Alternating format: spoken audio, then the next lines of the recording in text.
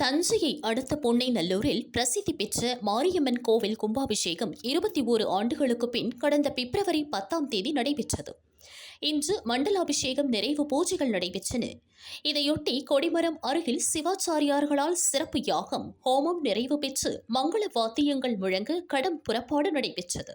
தொடர்ந்து மூலவர் மாரியம்மனுக்கு சிறப்பு பூஜைகள் மற்றும் மகா தீபாராதனைகள் காண்பிக்கப்பட்டன.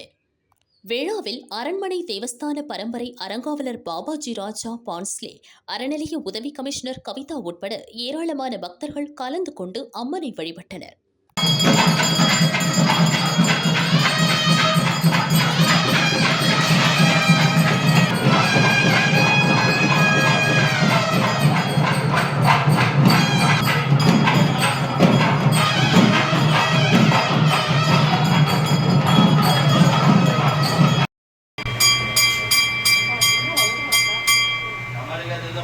दग्धगस्यं कपालं वैजनैलनागम् आसनं बद्धपीठं मञ्जुलपूर्णमादा शीतलामालिरूपं शीतले